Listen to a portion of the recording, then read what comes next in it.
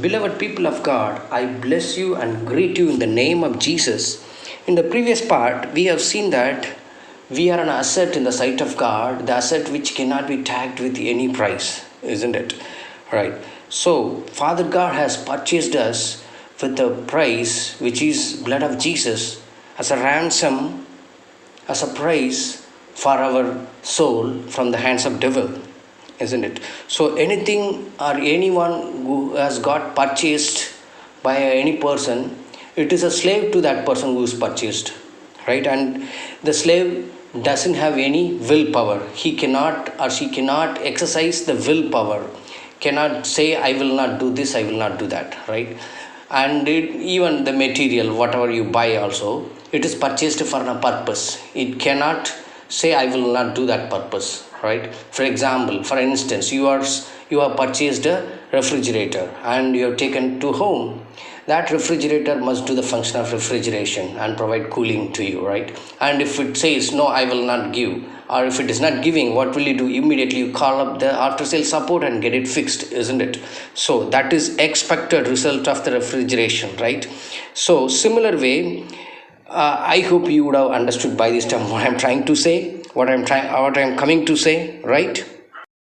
God has purchased us through the blood of Jesus, and we are in the hands of God.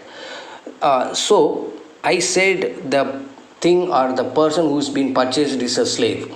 The main difference here, when God has purchased us, He is not saying as a slave, you are a slave to me, you have to do, you cannot exercise your willpower. He's not going to say that, or he's not saying that, right? Instead, he has given us the freedom. He has purchased from the devil, from the hands of the devil, and he has left us free.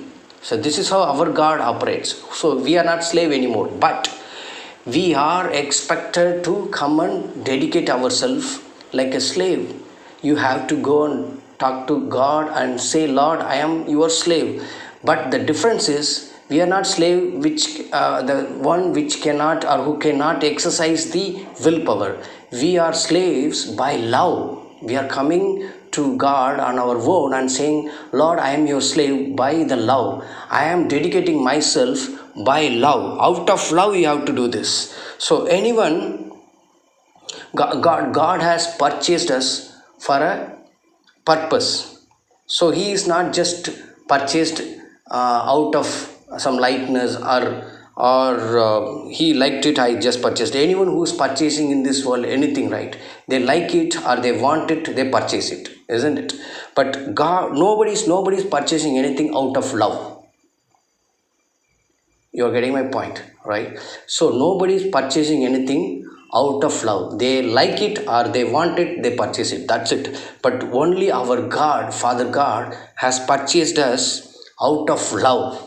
So out of love, He has bought us by shedding the blood of Jesus Christ, and He has left us free. And we must come and give ourselves, dedicate ourselves out of love. So this is what God expecting us. So I have told, we are asset which cannot be tagged with the price, isn't it? So our mind is a great asset, our soul is a great asset, our mind is a great asset, which cannot be tagged with any price.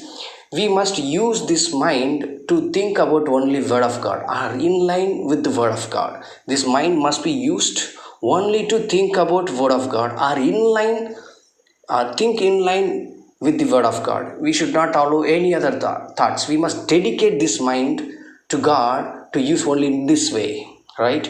And if we have the great asset which cannot be tagged with any price, that is our mouth, our tongue, this must be dedicated to God to use, to speak only God's word, or in line with God's word, right? And similarly, we have our spirit, which must be a place to accommodate only word of God and God Himself, the Holy Spirit, right? We should not put each and everything, whichever we like it or the world tries to put it. We should not allow any of them. We should allow our spirit only for word of God and for God only, right? And similar way, we have our ears and eyes, which also must be dedicated to God out of love. So all these things, dedications, must be done out of love only. So this must come from our heart. And when we do this, definitely we will be prosperous and will be healed. This is great thing in the sight of God when we are coming and dedicating ourselves out of God, out of love, right?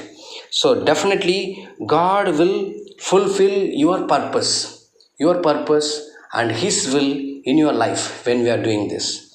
God bless you. Amen.